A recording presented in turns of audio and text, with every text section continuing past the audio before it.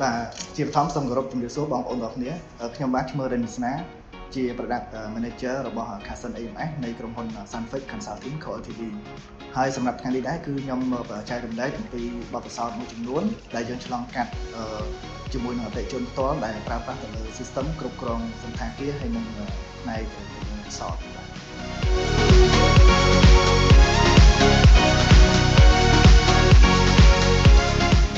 បច្ចុប្បន្នសម្រាប់សណ្ឋាគារជាច្រើនដែលកំពុងបាត់បង់ប្រាក់ចំណេញដោយសារទី1គឺទៅលើមិនទាន់មានប្រព័ន្ធគ្រប់គ្រងទិន្នន័យច្បាស់លាស់ទៅតាមផ្នែកនីមួយៗដែលធ្វើឲ្យការគ្រប់គ្រងមិនសូវច្បាស់លាស់អញ្ចឹងខ្ញុំមានចំនួន7ចំណុចដើម្បីចែករំលែកទៅបងប្អូនទាំងគ្នាអញ្ចឹងចំណុចទី1តើតើជាមួយនឹងការគ្រប់គ្រងទៅលើការកក់អញ្ចឹងជាទូទៅតើតើជាមួយនឹងការកក់បន្ទប់ទៅតាម website ទៅតាមការ call direct ឬក៏ទៅតាមប្រព័ន្ធ social media ហើយជាពិសេសគឺតើតើជាមួយនឹង OTA គេហៅថា online travel agency ដែលយើង connect ជាមួយនឹងផ្នែក Agoda ឬក៏ Expedia ឬក៏ booking.com ដែលជាផ្នែកមួយតើតើជាមួយនឹងការកក់ហើយនិងជាមួយនឹងការលក់យើងបានច្រើនបាទចំណុចទី2គឺតើតើជាមួយនឹងការគ្រប់គ្រងទៅលើបុគ្គលិកទៅតាមផ្នែកនីមួយៗគឺមិនទាន់បានច្បាស់លាស់បាទចំណុចទី3គឺតកតងជាមួយនឹងការគ្រប់គ្រងទៅលើ stock ចំណេញតកតងជាមួយនឹង purchasing ហើយនិងផ្នែកទៅលើ sale ផងយើងតែម្ដងបាទហើយចំណុចទីបន្តទៀតគឺទៅលើតកតងជាមួយនឹង hotel management system ដែលអត់មានលក្ខណៈពេញលេញមានន័យថាទៅលើ PMS ទៅលើ channel manager ទៅលើផ្នែក accounting ទៅលើផ្នែក POS ផ្សេងៗគឺអត់ទាន់ពេញលេញលក្ខណៈជា platform system តែមួយហើយចំណុចមួយទៀតតកតងជាមួយនឹង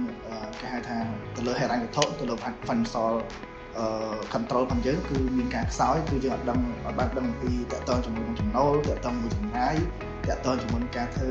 ការព្យាករណ៍តកតងមួយការលក់ហើយនឹងទិន្នន័យដើម្បីយើងយកមកវិភាគជាក់ស្ដែងហើយចំណុចមួយទៀតគឺទៅលើយុទ្ធសាស្ត្រតកតងជាមួយនឹងពង្រឹងទៅលើការលក់ហើយដូចជាតកតងជាមួយនឹង marketing យុទ្ធសាស្ត្រការធ្វើទីផ្សារផ្សេងៗដោយសារយើងអត់ទាន់បាន connect ជាមួយនឹងទីផ្សារអស់ហ្នឹងទៅធ្វើឲ្យតកតងជាមួយនឹងការលក់ផ្សេងៗបានដែរហើយចំណុចចុងក្រោយគឺបាទចំណុចទី7គឺតកតងជាមួយនឹងការវិភាគទិន្នន័យយើងយកទិន្នន័យយកមកវិភាគដើម្បីយើងដឹងថាតើតកតងជាមួយនឹងបន្ទប់របស់យើងតកតងជាមួយនឹងការកក់តាមថ្ងៃមានប្រមាណបាទហើយបន្តមកទៀតតកតងជាមួយនឹងព័ត៌មានអតិថិជនព័ត៌មានការ connect ជាមួយនឹង OTA បែបម៉េចអញ្ចឹងយើងអត់មាន data ច្បាស់លាស់ដើម្បីយើងយកមកវិភាគអញ្ចឹងយើងអត់ដឹងថាតើយើងត្រូវពង្រឹងទៅលើផ្នែកមួយៗតកតងជាមួយនឹងការផ្ដល់ទៅលើ report អញ្ចឹងបែបម៉េចបាទអញ្ចឹងដែលជាបញ្ហាដែលធ្វើឲ្យម្ចាស់អាជីវកម្មគាត់បាត់បង់ទៅនឹងប្រាក់ចំណេញច្រើនបាទ